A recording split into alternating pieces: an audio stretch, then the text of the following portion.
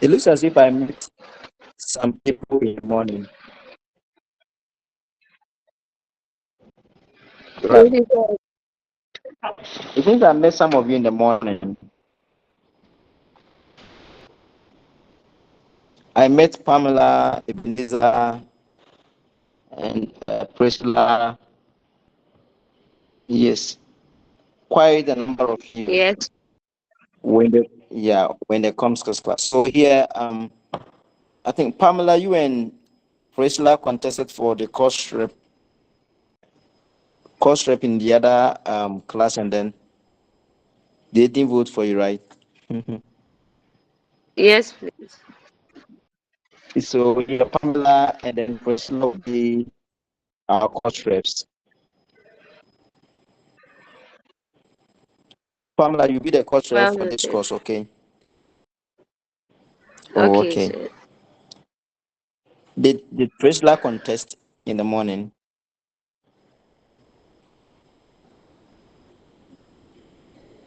So, please, I'm not sure. I think it was this year and it's in Oh, the okay. English. Yeah. Then let's get a guy to assist you. So Oh, James,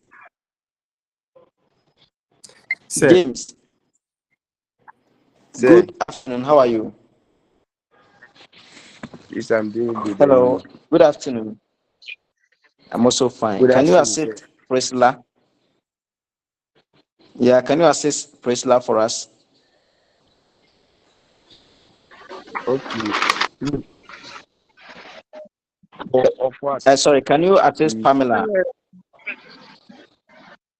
Can you be our assistant coach rep? Of maybe. Okay, sir. Maybe. Yes.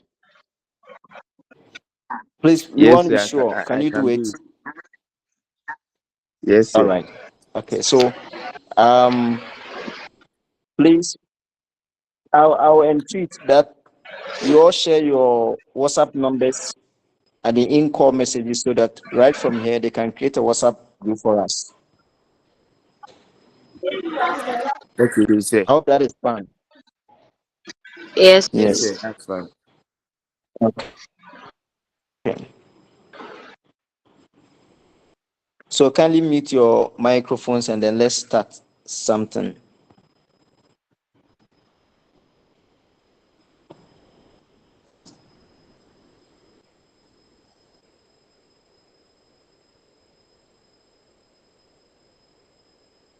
So we are looking at introduction to second language teaching and learning.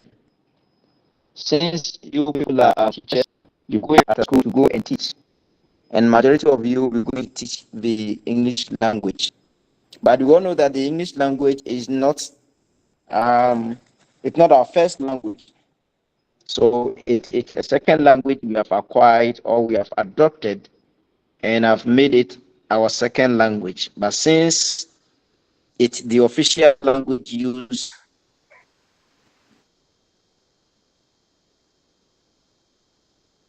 in the country, then it's prudent we improve the teaching and learning of English language in our classrooms so that these little ones who are coming up can have that competence of using the English language effectively, especially for the purpose of communication.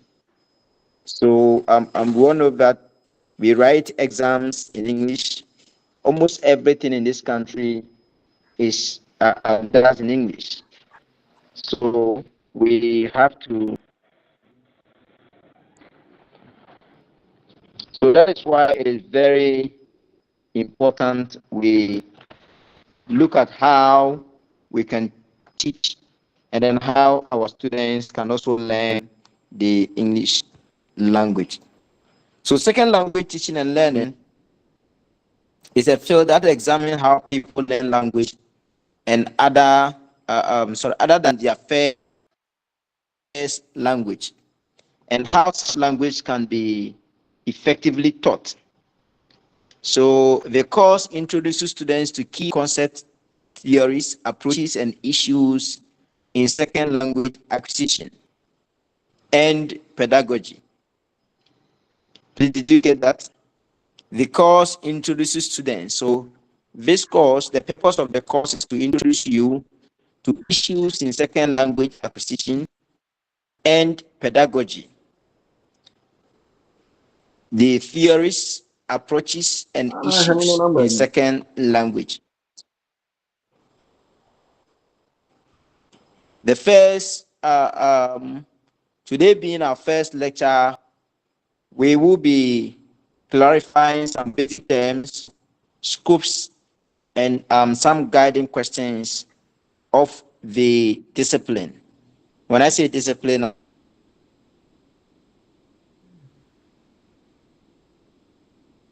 I'm referring to this particular course. So let's begin with some key terminologies. So these are knowledge must know. Once we are doing introduction to second language teaching and learning, you should be preview to some of these terminologies.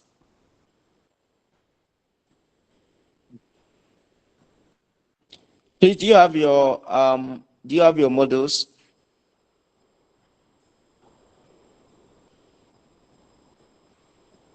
Hello. Yes, sir. We have it. Yes, sir.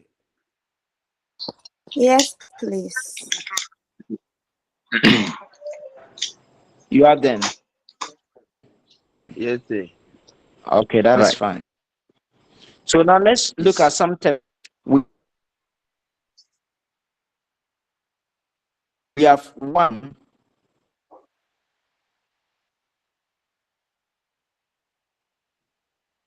first language, which is being labeled as L1. I don't know if you can see it. Actually, I'm not reading from the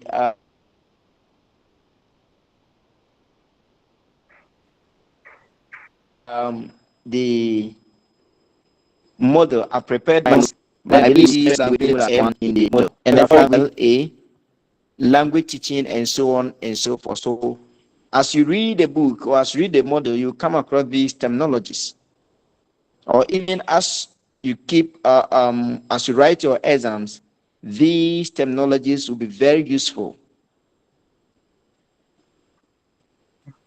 They'll be very useful as far as this course is concerned.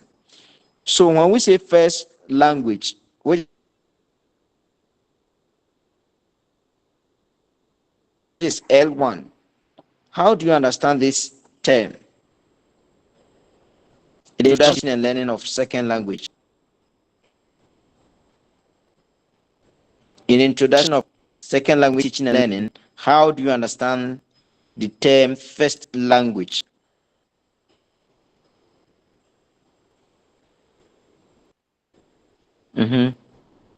Anyone with an answer?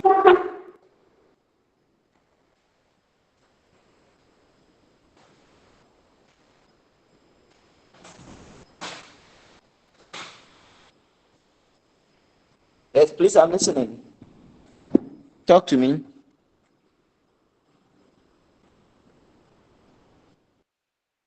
Yes, go ahead.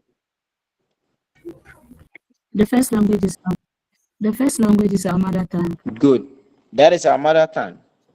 So that is a language a person acquires naturally from birth. Okay.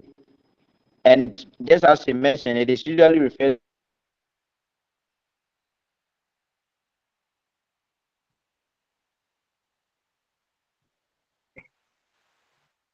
to as our mother tongue. So that is the first language, our mother tongue. And then second language,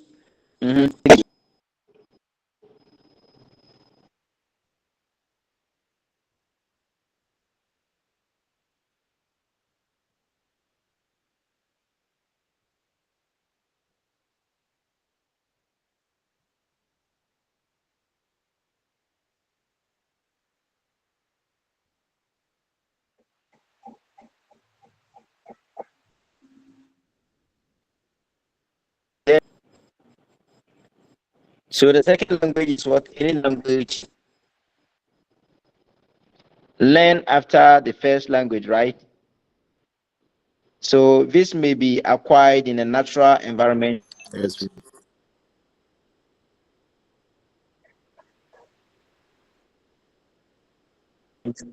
or learn formally in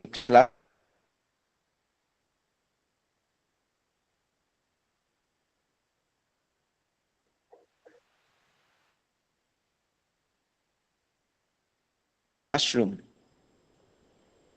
So we have people who are yes, they speak. We have people who are tree by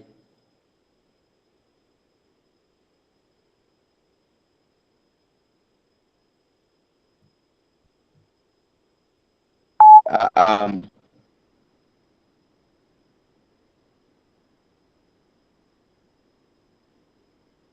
who speak tree as their mother tongue,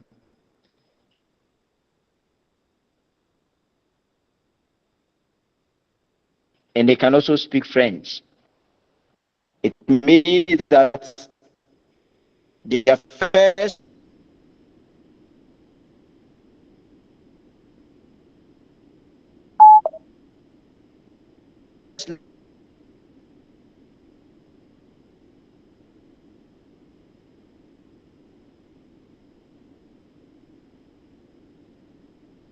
language is the language from birth. That is the first language.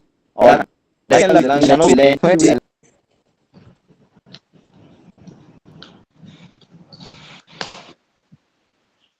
Please come again.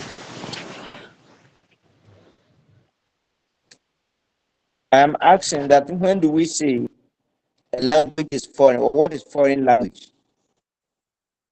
What is foreign language? It's a foreign language Okay. is when someone learn a different language aside what the mother taught him or her. Well, So this, how is your definition different from second language? second language, James, say, how is your definition different from second language?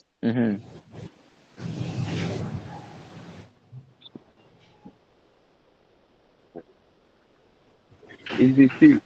The second language, How is it is different from L2? Okay.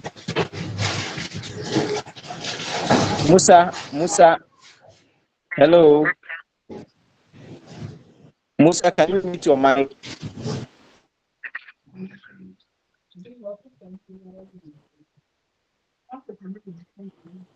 Okay. James, how is your say, definition different from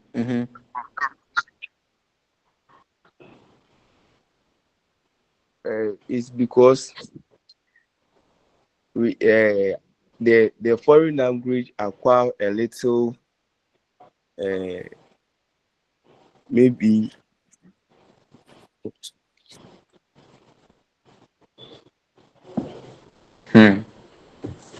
Anyway, a foreign language is learned in a context, okay? In a context where it is not commonly used for daily communication. Do you understand that? So a language becomes okay, foreign when it is not commonly used for daily communication. For example, someone learning French in Ghana. You know, Ghana, it's basically, James, you can mute your mic for us, please. It's basically our mother tongue.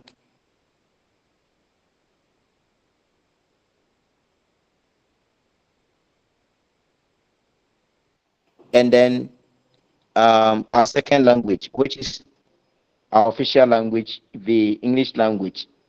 So French use French, it becomes a foreign language. So in a setting or in a community where everyone speaks Twi and probably Hausa, and then you come in with Ewe.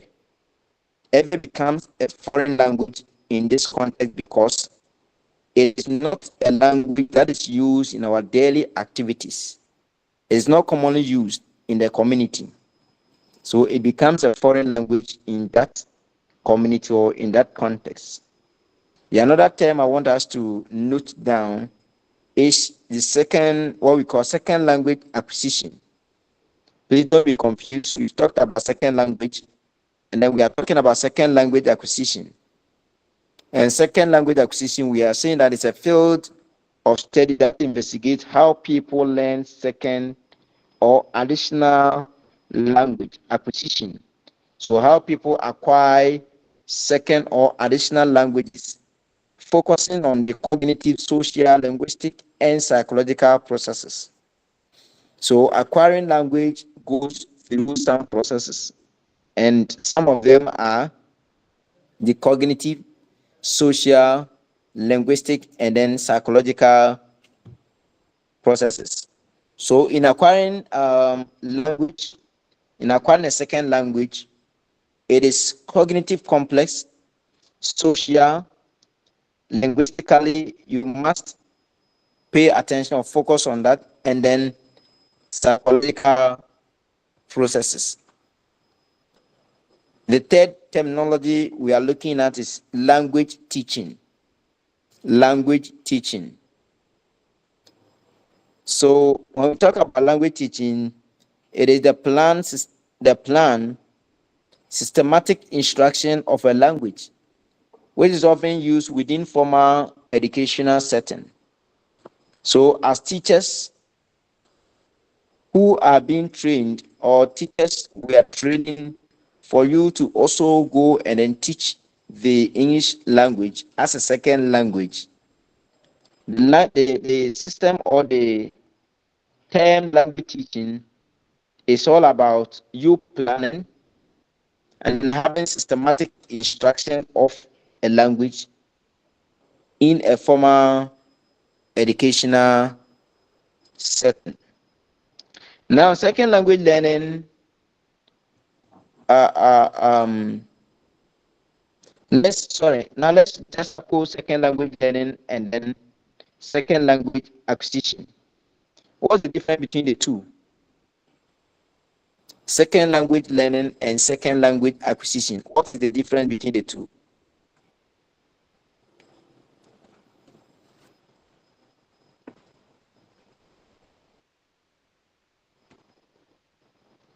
Mm-hmm. Can we just suppose the two?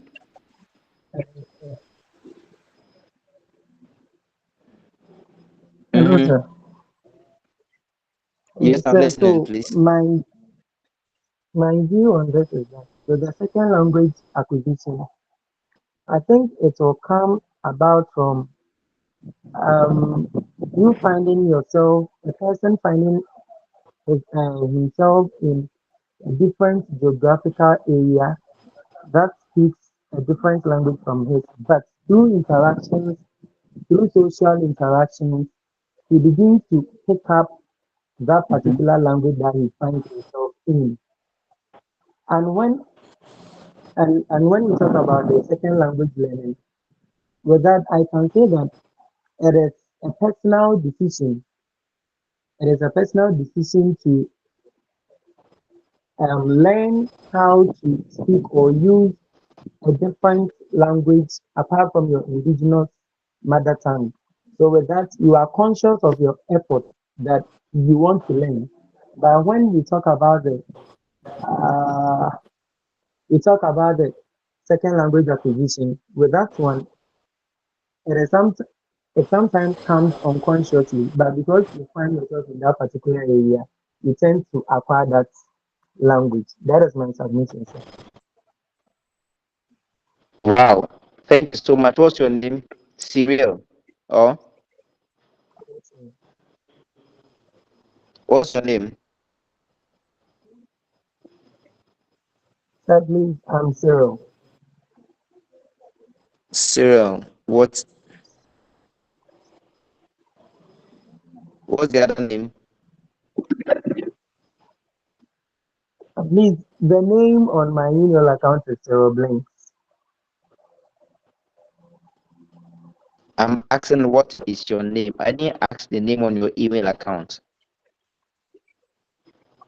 Okay, sorry, sir. Please, my name is Timquine Daniel Appleton. Okay, good.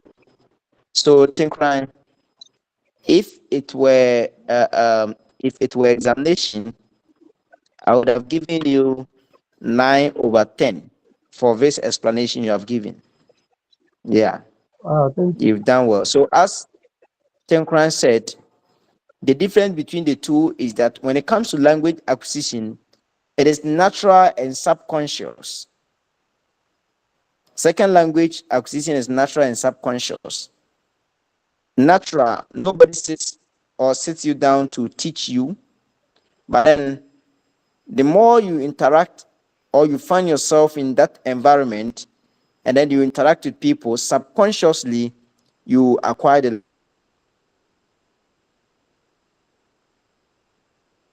language you pick.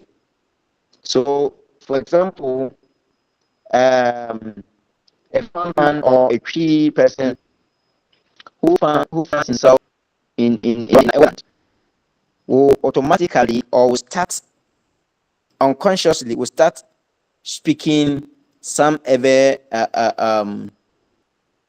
some using some ever linguistic terms or items even without his or her knowledge. The person may not be conscious or may not be focused or it may not be deliberate, but you start doing it. Let me use myself as an example. I'm a Bono. I came to school here and I've been here for 11 years now, almost 11 years.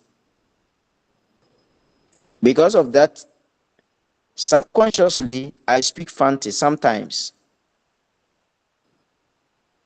And as we speak now, my tree is even corrupted with the Fanti language. So that is how language is acquired. The moment the person or the learner has the right environment and interacts with the people in the community or in the environment, subconsciously the person learns. But language learning is conscious and formal. Language learning is conscious and what? Formal. That is why we sit in the classroom to learn English language. It is conscious and formal.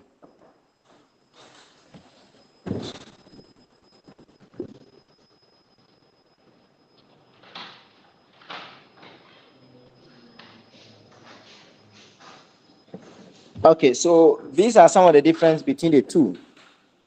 Another difference is that language acquisition occurs through interaction, just as we have mentioned. So the more you interact with the people, subconsciously, you start speaking their language. Let's assume you find yourself in a place where your language is not spoken. You'll be compelled to speak the native language over there or the language of the people because no one understands you and you don't also understand them. And they are the majority. So you would have no option than what? Than to learn their language.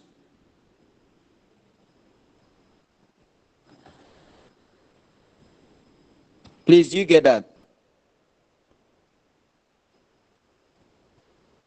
Hello? Yes, sir. Yes, please.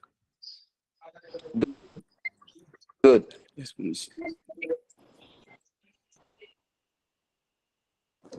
Yes, please.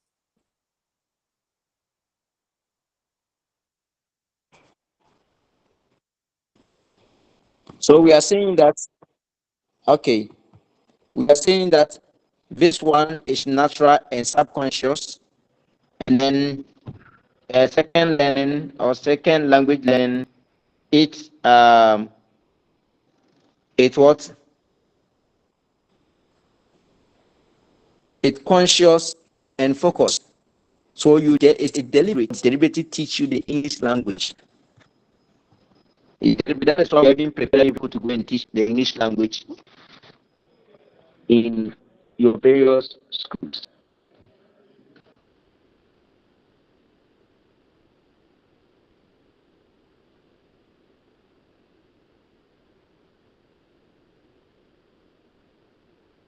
So,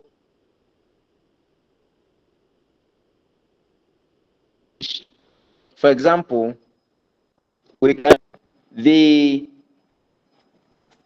man together with his dogs is coming. The man together with his dogs is coming.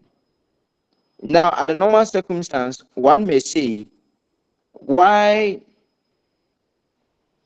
is the verb not are but is? Because the man together with his dogs. So why not are coming yet is coming? That is language worth learning. It's full of rules. Now, when you come to subject verb agreement rules, there's a rule called the use of pseudo conjunction. So according to the rule of grammar, together with is a pseudo conjunction, and so cannot combined or cannot join the two subjects together, and so the verb must be singular. This is purely rules, and so you must abide by it. So when it comes to language learning,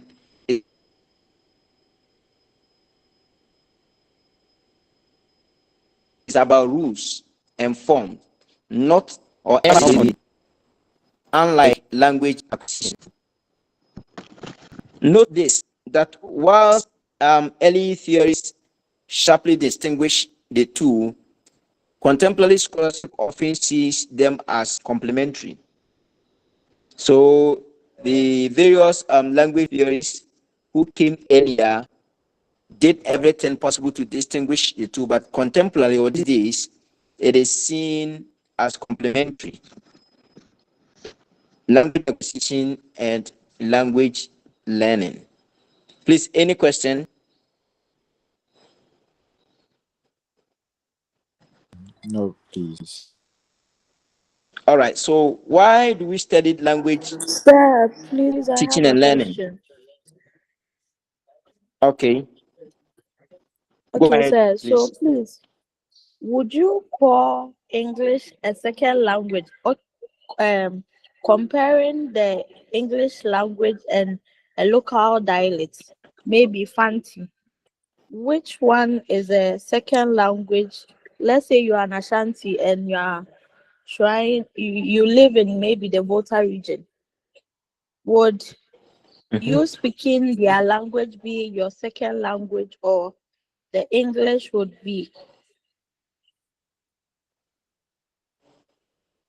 Good. If you are an Ashanti and then you find yourself in an Everland, okay, and you speak their language, it's language acquisition. So that becomes a foreign language. Second language is an official one, and just as we said, we consciously learn that. So that is why we in Ghana we have adopted and we have decided that we want to use English as our second language. So it has become an official language. That is why it is used in all formal settings. Please, do you get it? So in this Yes, case, please. since you are in Ghana, if you are able to learn the Ever language aside from your mother tongue, the Ever language will be a foreign language for you.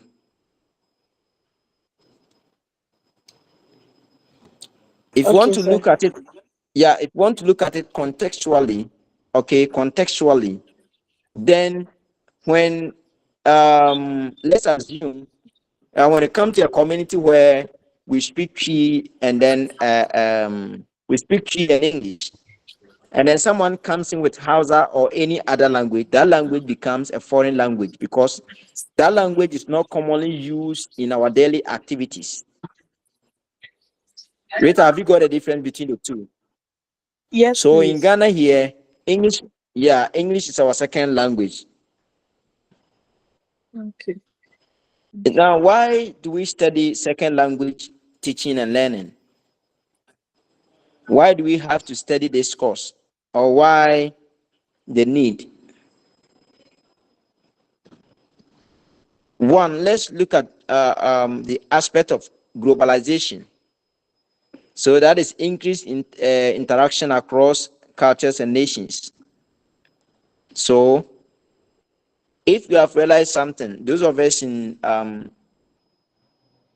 campus, I mean the regular students and those of us on campus, we have realized that now China has found their way in almost all the universities in Ghana here. Even you see, for instance, they have a whole institute of a whole Confucius Institute where they are championing the Chinese language. Because now the world has become a global space. For the purpose of what interaction across cultures and nations, it is very important that we study, we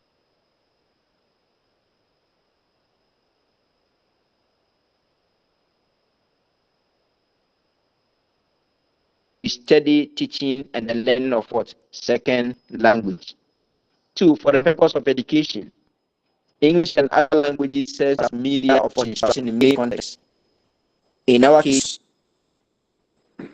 it is used even in our parliament. It is used in the office of the president. It is used everywhere. We write exams in English. We defend our thesis and everything in English.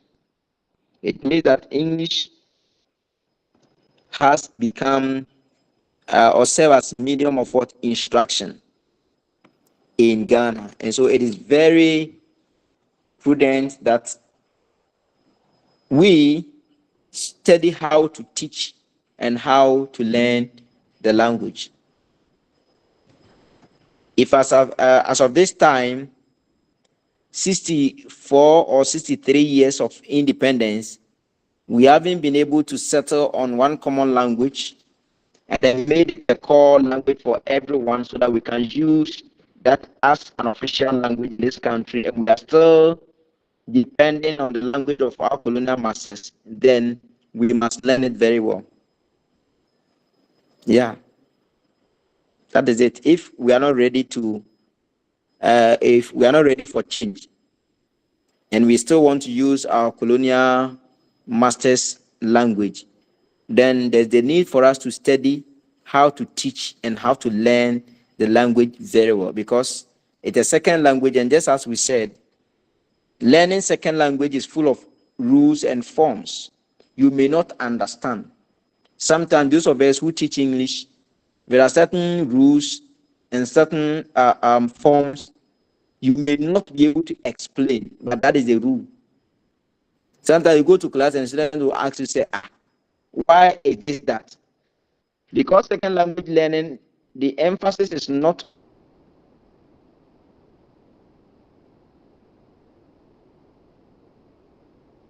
on meaning, but rather on forms and rules. Even if you have to explain why it's a rule, so you must also take it like that, which is quite problematic, but it's unfortunate. Because after 64 or 63 years of independence, we have decided not to acquire any of or adopt any of our local languages as an official language for this country. And not in Ghana only, it in almost, or is happening almost in all the African countries. If you go to the Francophone countries, of course, Ivory Coast, Togo, and the rest, they have their local hot languages and dialects there. Yet, French or the Francophone language has become their official language and medium of instruction even since independence. And they're also not ready to change. We learn and study second language for the purpose of migration and multilingualism. For the purpose of migration and multilingualism. So societies are increasingly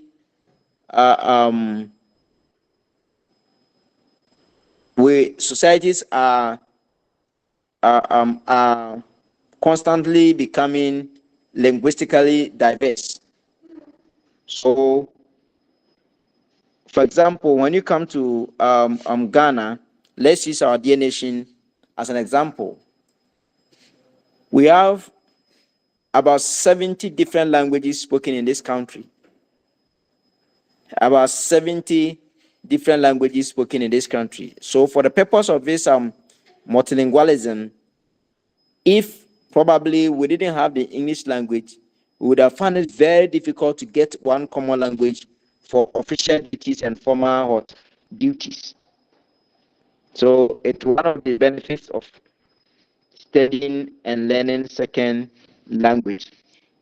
For professional development, that is teaching, translation, diplomacy, and international communication. So it helps us interact, teach, or translate documents, interact at the international level. For example, when we go for UN meetings and other things, second language becomes useful. And it is also used for academic inquiries, understanding how language works in human mind. So these 5 reasons are but a few of the reasons for which we study and then teach second language. Now let's look at the scope of second language teaching and learning. The scope of second language teaching and learning. The field draws from several disciplines. The field draws from several disciplines. So we have the linguistics, and linguistics, we are talking about syntax, phonology, semantics, and then pragmatics. Psychology, we are talking about cognition, memory, and then motivation. Sociology, we are talking about identity, power, and interaction. Education, we are talking about pedagogy, curriculum, and assessment. So second language is used or draw bit from all these aspects. It cuts across all these areas of fields I've mentioned. It addresses questions such as, how do learners acquire a second language? So whilst we study this course, you must have these questions in mind. How do learners acquire a second language? Why do some learners succeed more than others? Please write these questions down for me, because it will be very useful in our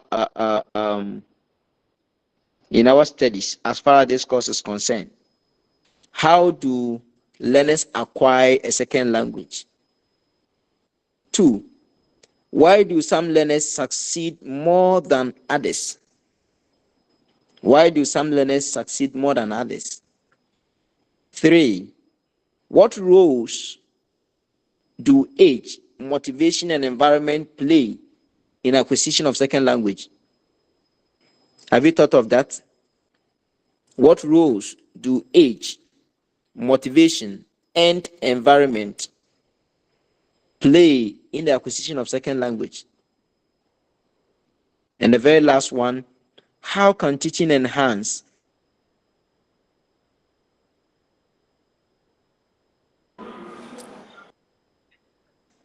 learning outcomes? How can so we must ponder on these questions even as we journey through this course. Any questions so far before we proceed?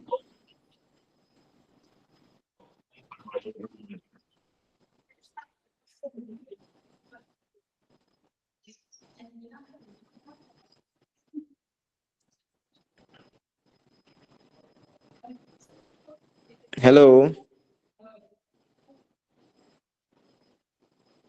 Any question?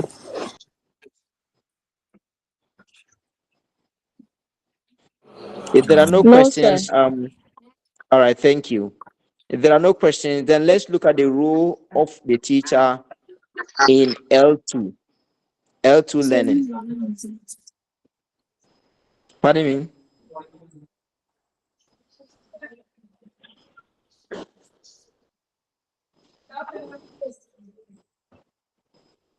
Yeah, Rita. Adiwa Rita. Sir. Yes. Do you have a question? No, please. Then kindly lower But your sir, hand for please, us. can you go over the questions? Can I go over the questions? Yes. The Wow. questions you asked us to put them down. Okay. Please, they are not exams questions. They are questions to help us in the study of second language teaching and learning. Please, they are not exam questions, okay? Okay, sir. Yeah, good. But I'll go over for you. Don't worry. I'll give them to you. Stephen, Okay, sir. do you have a question? Stephen Dazi, I've seen your hand up.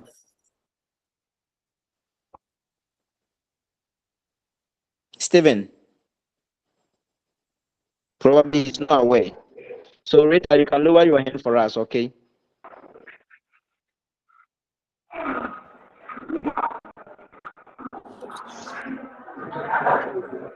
So kindly take note. Oh, others know. Please mute yourself. Stephen, thank you. All right, so Rita, I'm going over for you. I said that Okay, sir. the study of this course addresses questions such as, of these questions will help you in a study of this course. One, how do learners acquire a second language? It's very key. It's very key. How do learners acquire a second language? Two, why do some learners succeed more than others? Even in the use of English as an official language, we have some who can speak, who are very fluent in the English language, very good in terms of grammar, the rules and the forms, everything than others. So the question is, why do some learners succeed more than others?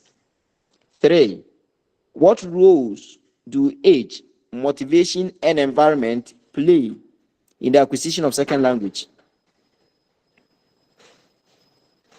And four, how can teaching enhance learning outcomes? How can teaching enhance learning outcomes? So we will find answers to these questions as we proceed or as we journey through the course. Now let's look at the roles of the teacher in L2 learning. We have already explained this terminology. So now you understand L2, right? Yeah, I'm going to make use of the terminology. That is why we earlier defined these key terminologies. So now let's look at the role of the teacher in L2 learning. Since we are looking at introduction to second language teaching and learning, the teacher has a role in teaching of L2. One, the teacher functions as a facilitator of communication. A facilitator of what? Communication. So it is you or it is the teacher who becomes an intermediate between the student and the source of the language. When it comes to language teaching, majority of the work lies on the shoulder of the teacher or the facilitator. You can be, as teachers, you can be posted to a community where the child in that classroom has never heard any word in English before. That child you are going to teach has never heard a word in English before, and besides, cannot even recite the alphabets in English.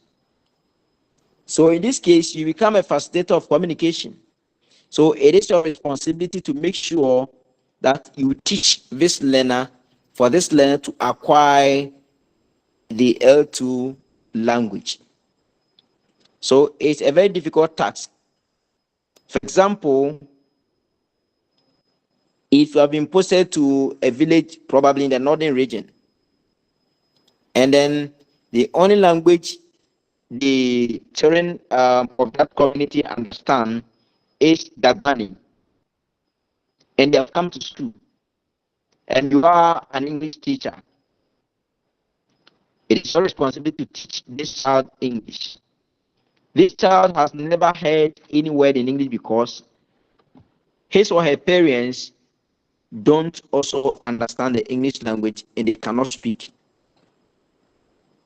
This child is already 6, 7, 8 years. Some are even more than that. And they are so versatile in their mother tongue or local language. So if you don't work hard as a teacher, you cannot help these little ones.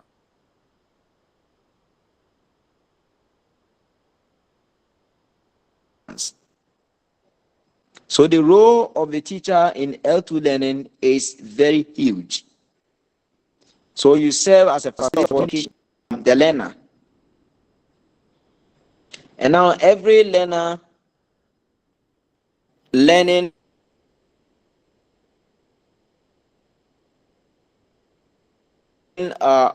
second language is like a child born from it's like a newborn baby. Let me put that way. It's like a newborn baby who has started learning English. Now, according to one language theorist, her name is Krashen. Krashen, Krasen. Krashen 1981 explains this notion. And according to Krashen, that you see, when you give birth to a child in your home, I don't think you deliberately sit the child down to teach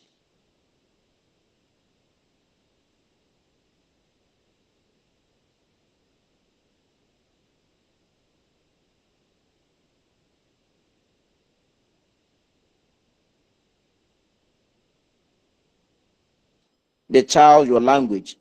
But then because the language you use really in the home and in the community, the child is the society, you realize that when the child gets to 3, 4, 6 months, the child randomly start making some utterances in the language. So according to Krashen, it because the linguistic items were available in the environment, so the child randomly picks them.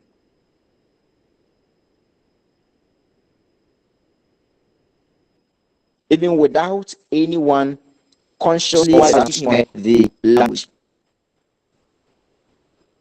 So a teacher who has been posted to an environment where the English language is never used in that community, you should see your learners as newborn babies in that environment. And so the more you interact with them in the you interact with them in the English language, the more you speak the language, the more you sing to them in the language, the more you teach them rhymes and poems, then with time they will begin to pick some linguistic elements in the language. Otherwise, it will be very difficult for you. Another role of the teacher is that you become a source of input and feedback. You become a source of input and feedback when it comes to L2 learning. So you make input, that is, you teach, and then you also become a feedback to them, because the child will come back and ask you, say, oh madam, is this thing correct? Is this thing right? So Krashen, the author I just quoted, Krashen 1981, and then some other scholars, is it the name, some Italian name, Di Gattuso or something, 1980, so 1998. Yeah. According to these scholars, they propose 4 stages, 4 steps or stages where a child acquire L2. So the first stage was the production stage, and then they have the early production stage. So the production stage is when the child starts making random utterances like mama, dada, and all that. And then early production stage, now the child is able to speak a bit of the language but cannot interact with you in a conversation just an adult or an elderly person would do. So as a teacher, you become a source of input. So what is in you or what you have is what you feed the child with. That is why this course has been designed for you. You also become a guide for strategy use as a teacher and a cultural mediator. Now let's look at the nature of language learning. But before then, effective teaching requires awareness of what? Learners' needs, context, and theoretical insights. Please take note of this. Effective teaching requires awareness of what learners need. So you must know your learners' need, the context in which you are teaching them, or the context in which what you are teaching them must be used, and some theoretical insight. So you must have some theoretical insight, just as I'm talking about the notion of crashing 1981. When you know these theories, or when you have insight into this theory, that is when you can what? Apply these theories in your classroom to facilitate language teaching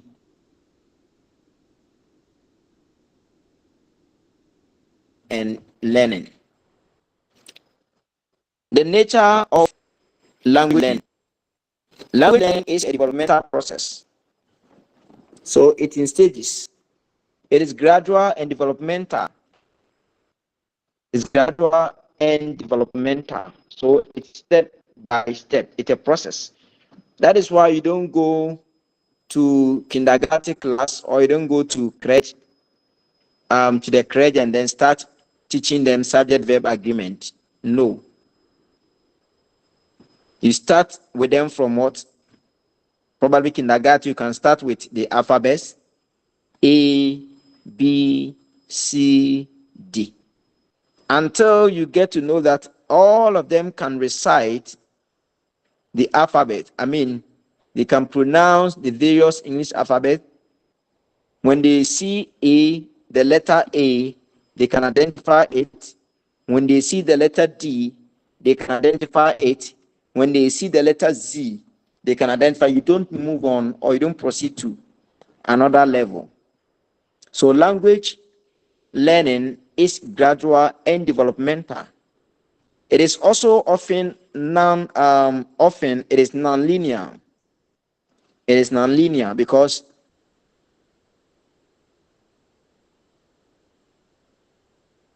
the learner can begin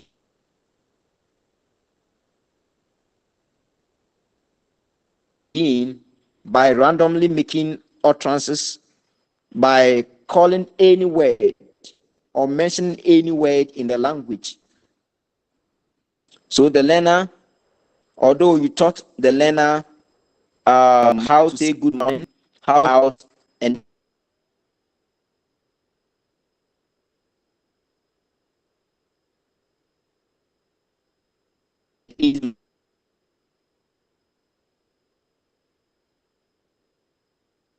myself and all that. But it's up to the learner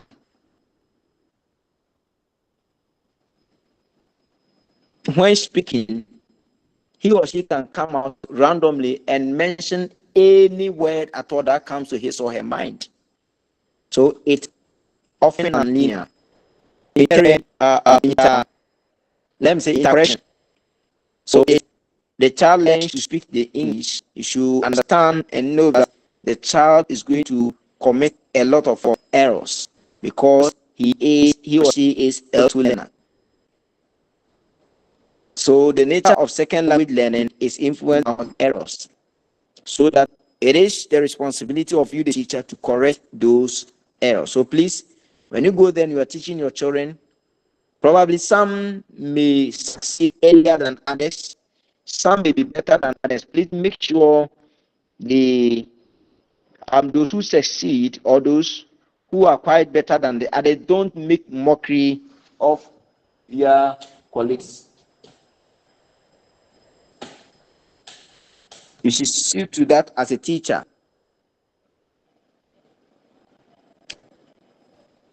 It is also affected, language learning is also affected by social interaction and meaningful use.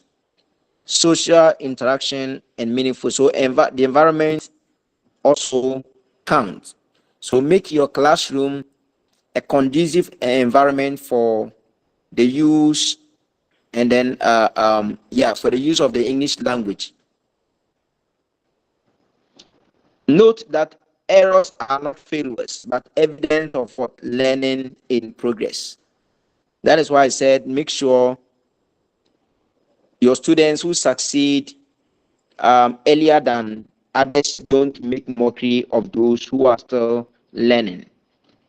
It is very important. Errors are not failures, but they are evidence of what learning in progress. Good. Any question?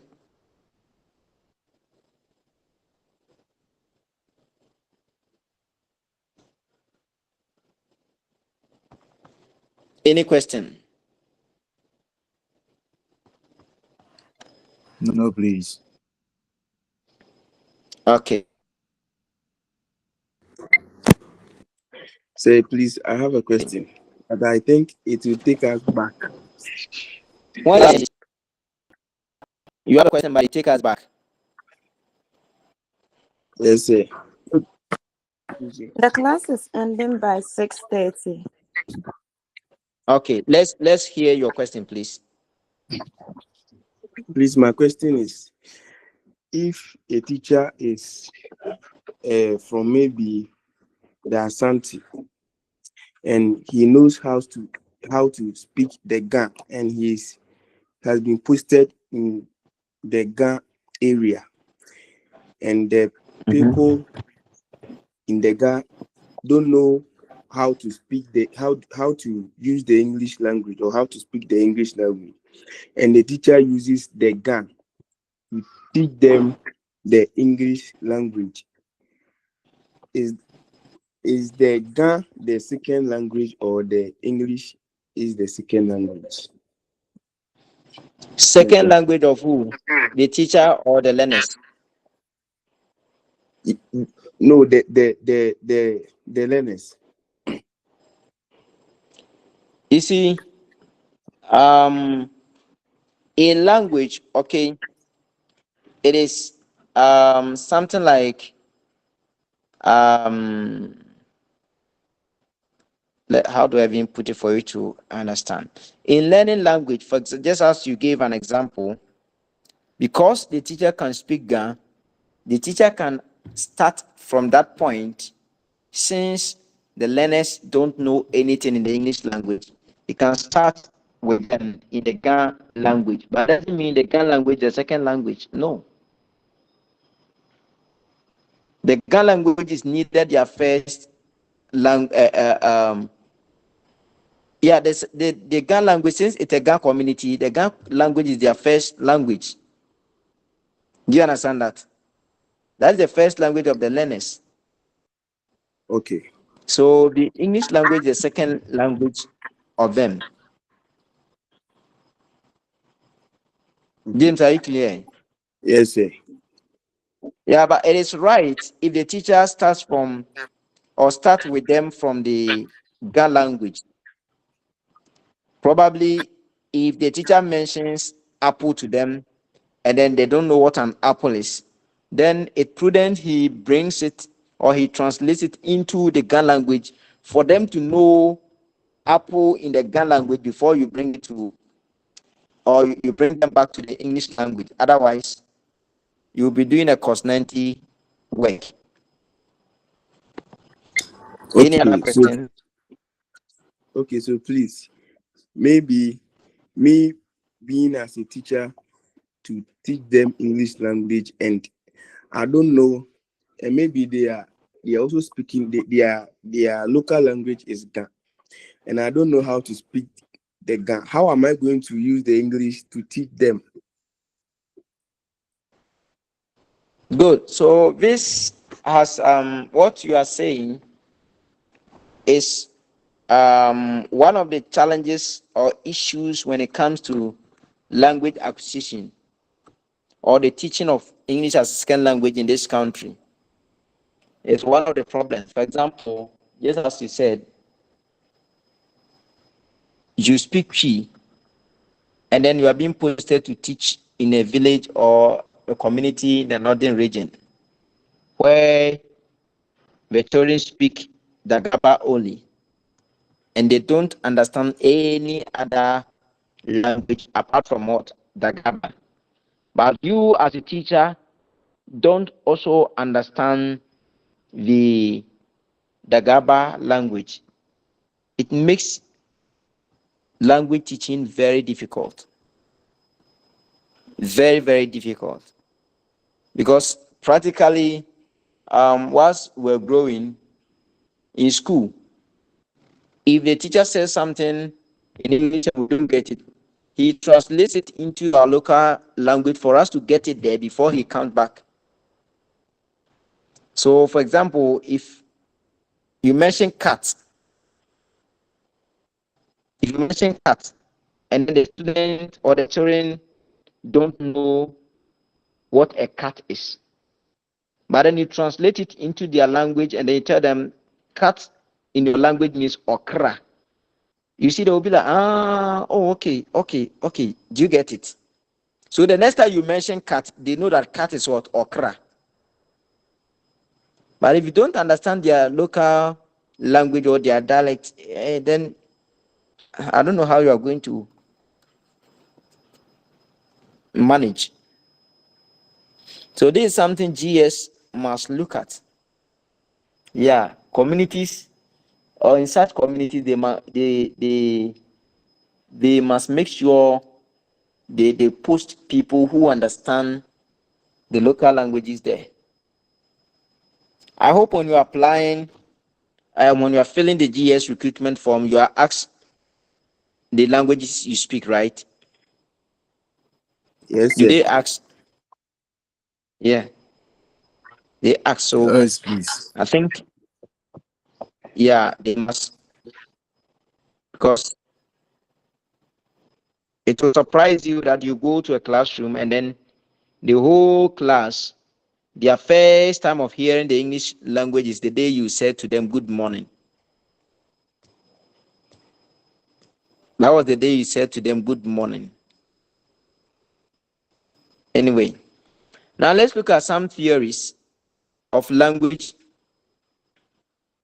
acquisition and learning.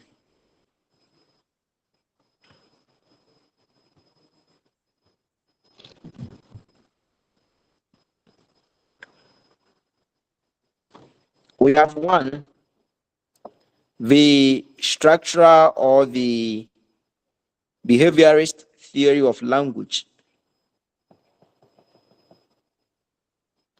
We have structural into bracket or the behaviorist theory of language. And the key proponents in this area are B.F. Skinner and Leonard Bloomfield. So these are the key proponents of this theory. They made some core assumptions as far as the teaching and the learning of language is concerned, or language acquisition is concerned. They make some key or core assumptions. And one of the assumptions they made was that language is a system of habits. How do you understand that?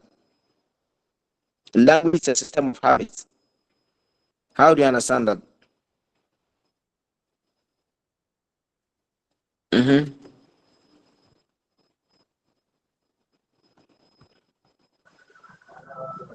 Hello, sir.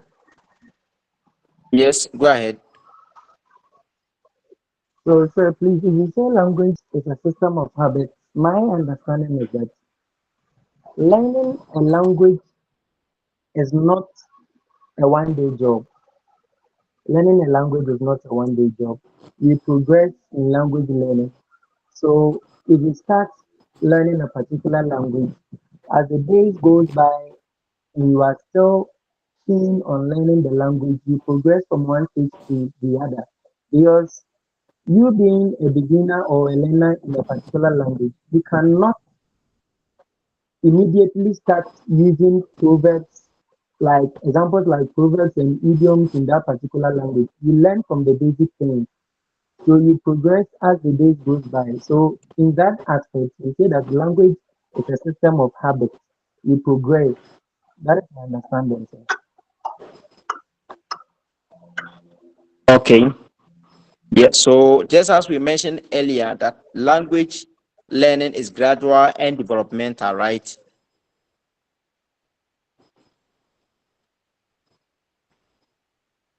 Hello. Hello. Yes, sir. Yes, sir. Yeah, the one who just spoke. Wait, Cyril. Sir, But the explanation you yes, just sir. give, okay. The explanation, sorry, the Yeah, explanation you just you gave us right now, it means that, yeah. or what you are trying to say is that language is gradual and developmental. But my Yes, sir. question says that, what does it mean to say language is a system of habits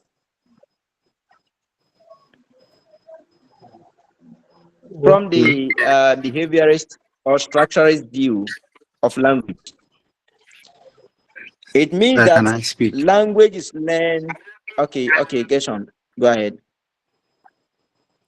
So, per my point of view, when you say language is a system of Mhm. habit, it means language is something we learn without consciously thinking about it. Like every time we use language, or every time we hear somebody use the language, continuously we continue to adapt and then pick whatever the person says or whatever we're using. And then so by repeated use, the language becomes automatic to us. It becomes something we are very fluent in, sorry. For example, for Wow. children, from Okay. childhood, they hear sounds and sentences, and then as people keep repeating them, the children pick them, and eventually they use that language very fluently. Meanwhile, nobody sat them down to teach them. Good. This is better. This is better. This explanation is better. Thank you. So, what just as you mentioned, it means that the language is learned through repeated word practice. It learned through repeated word. So you keep repeating certain things until certain patterns become automatic or become part and parcel of the learner. Do you understand that? You see, you now understand why at crèche, please, James, kindly mute your mic for us. Okay. You would now understand why during our kindergarten and then crèche days, Madam will write ABCD on the board and it will be on the board for 1 month. Do you remember? Yes, please. Yes. Yes, Every day please. you go to class. Every day you go to class and Madam will be like, rain, rain, go away. Every day, rain, rain, go away. Every day, rain, rain, It's go true. away. Yes. So according to the structuralist, the structures or the behaviorist and their view of language, when they say language is a system of what habit, they are trying to say that It is learned through repeated practice. So until certain patterns become part and parcel or become integral of the learner, and therefore the learner can what come up automatically with those things, we don't stop. So just like I hope you know habits, right? For example, greeting is a Yes, habit. sir. You meet people and the way you greet them, or you wake up every morning, you wash your face and then you brush your teeth. I mean, it has become what a Yes, sir. habit.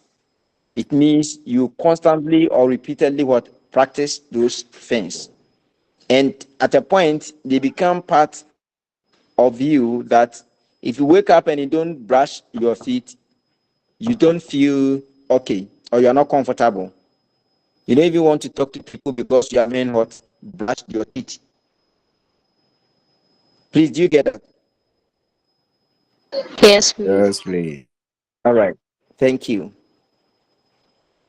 So, in the same way, language use becomes routine and unconscious through constant repetition. That is why we are always on your neck that read and read and read more. If you want to be very versatile in the English language, you must read and read and read and read.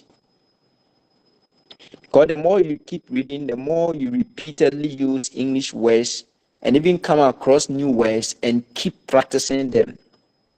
And consciously or unconsciously, they'll become part of you. They become part of you. Right. So, in this view, language is not primarily about thinking or rules in mind, but it's about forming correct verbal habits. This is according to the structuralists or the behaviorists. This is their point of view. So, according to them, language is not basically about thinking or rules, having specific rules in mind. But to them, it's about forming correct verbal habits, and then you keeping repeating those words habits. So when you form the correct verbal habit and then you keep practicing, you keep repeating, keep practicing, these habits become part of you. I remember I stayed in Kintampo um for quite a number of years. I think about 8 years or so. And we're staying. Our house was next to um some Basan people. Do you know the Basan people? I think their language is similar to that of the Konkomba language. Yes. Although I wasn't staying with them, but constantly or repeatedly I was hearing from them that the bishop, that full nature, and since they kept repeating uh, uh, uh, um, those words, I also found myself using them unconsciously. I found myself using them. So that is how language works. Now, how do we form these habits? According to the behaviorist, how do we form these habits?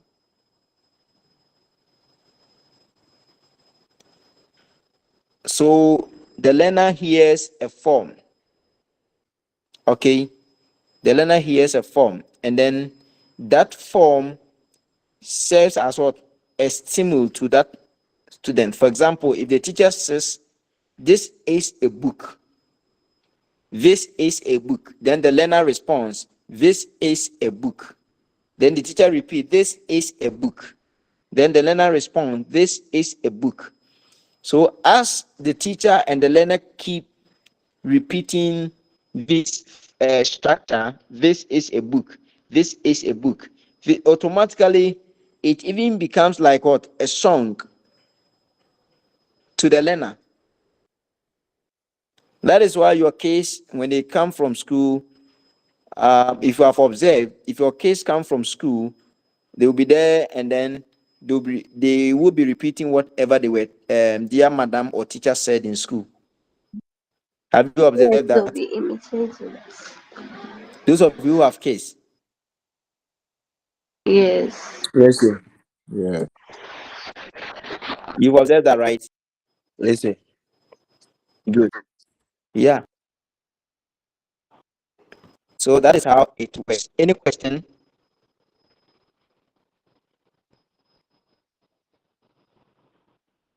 So with enough repetition, the sentence pattern becomes a habit. So Elena repeatedly practiced, I am eating, he is sitting, they are eating, I am eating. That is why usually when we started learning the English language, it was like everything was put in the form of songs and rhymes. Every day I go, now I am going. Yesterday I went, tomorrow I shall go. Already I've what? Gone. So these were put in the form of rhymes and what?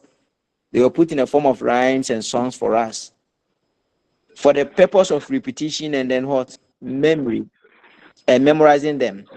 So whilst we kept repeating, it became a practice and then it became part of us. So it became a habit. All right. Okay. Yeah, please.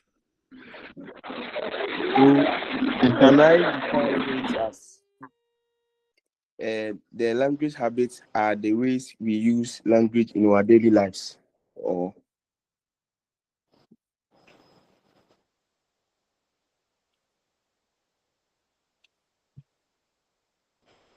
The way we use the language in our daily lives? The language habits are the ways we Mhm. use the language in our daily lives. Yes, you are not wrong. You are not the way we use it. So repeatedly, do you understand that? Okay, yes, sir. For those linguistic items to become part or linguistic terms to become part of you. So using this approach, what are the implications for teaching? What are the implications using this approach? So if you're a teacher, and let's assume you you agree with BF Scanner and then Bloomfield. Let's assume you agree with them that the best way to teach L2 learner a language is by the structuralist or the behaviorist approach. Now, what are the implications for teaching? If a language is a system of habit, then it means that repetition is essential.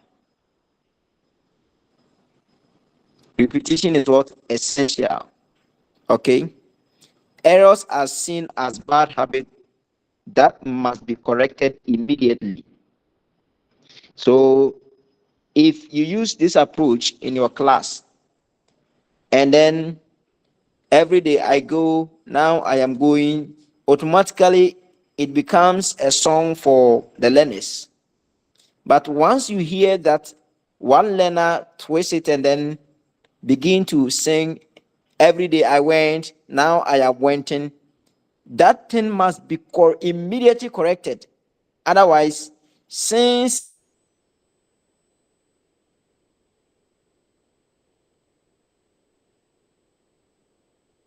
the child keeps repeating that, it becomes seen, they become bad what habit. So and that they must be immediately what corrected. You must correct them immediately. Otherwise, if you leave that child for a day or two, it will be very difficult for the child to come back to every day I go. Oh, but every day I went, now I am wenting. Okay. Another implication is that the teacher controls you, the teacher. You control input and practice.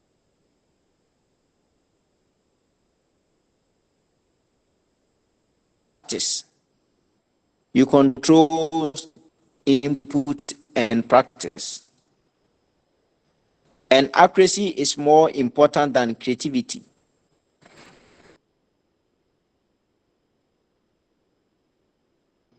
So if you want to go by this approach as a teacher, then in case the teacher control practice. That is why I said, if the child veers off what you have taught him or her, then you should immediately correct the child.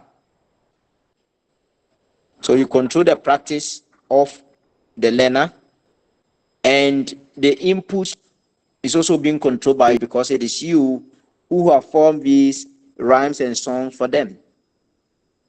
So you control input and then practice. And then when it comes to this, accuracy should be a priority. Accuracy should be what? Priority, more than creativity. Accuracy should be priority more than creativity.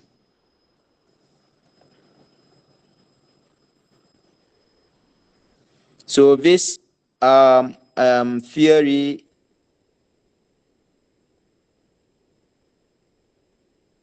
influence methods like audio, language, giving them use or audiovisuals for them to watch, and then as they listen, they also repeat or say after whoever they hear them speak, and it becomes part of them. Right. Any question?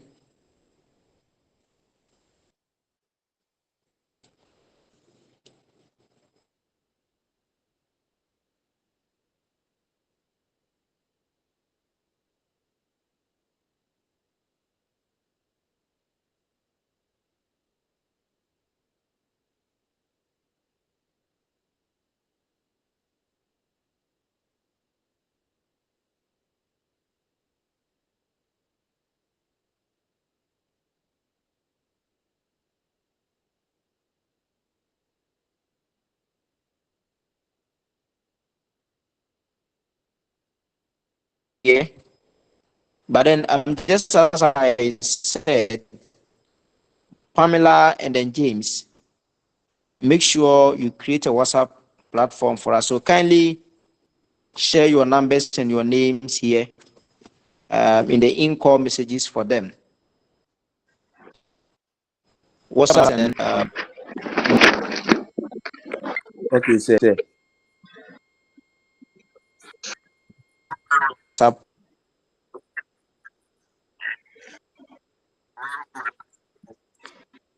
page. Okay. Pamela, please give me your number. Sir, 059 059 40 40 65 65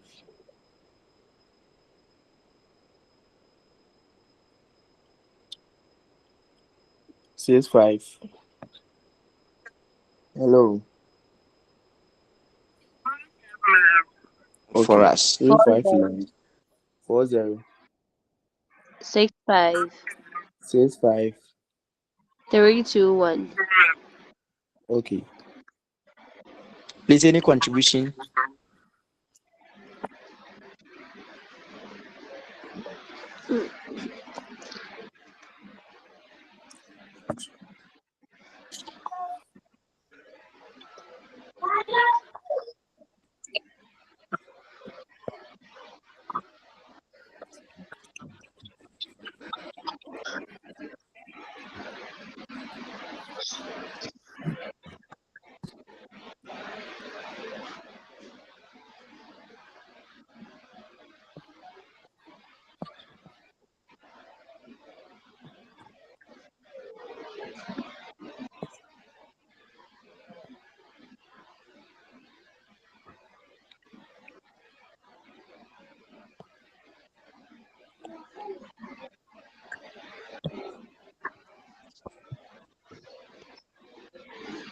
Sir, sir, please can you add your number?